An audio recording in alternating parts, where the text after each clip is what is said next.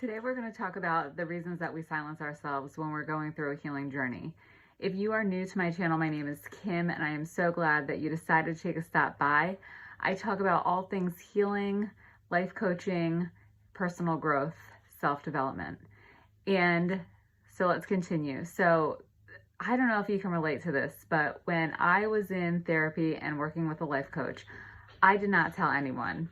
When I was in therapy, only my husband knew that I was in therapy. And when I was working with a life coach, my husband knew and 3 very close friends, but I did not openly share that I was working with a therapist or a coach.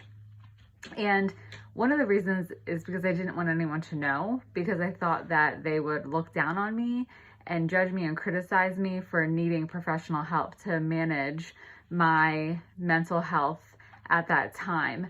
So I was really struggling with leaving my teaching career and adjusting to being a stay-at-home mom, and I really just couldn't navigate the change on my own.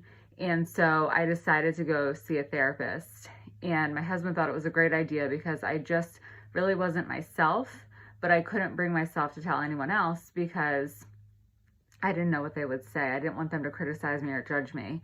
And the other reason that I didn't tell anyone else that I was in therapy is because I didn't think people would understand.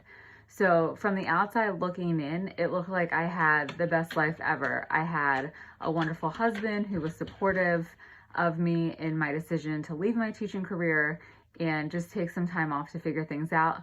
I had 2 beautiful daughters that were growing and thriving. I lived in a beautiful home in a wonderful community. You know, we had 2 nice cars, and I had a good job at a local university. And so from all of those things, looking from the outside in, it looked like I had life together, but what people didn't know is that I felt like I was slowly dying inside a long, slow, painful death. And I couldn't openly share that with people because I didn't know how to explain it in a way that didn't seem like I was being high maintenance or dramatic or attention seeking or anything like that. And I just didn't think that people would understand.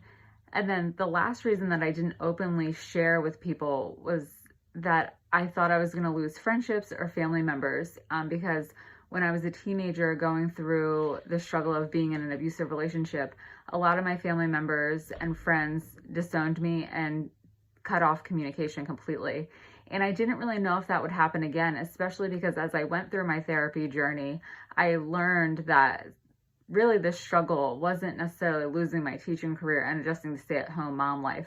It was the fact that these experiences triggered past traumatic events, and which led to being labeled codependent and anxious and suffering from childhood emotional neglect. And the codependency and the childhood emotional neglect especially related back to my childhood experiences. And I didn't know how to have the conversation with my parents, especially, to say like, hey, I'm in therapy and I'm learning these things and it's not great, and I am really struggling and I'm really angry at you right now and I feel like I hate you and I never want to talk to you again.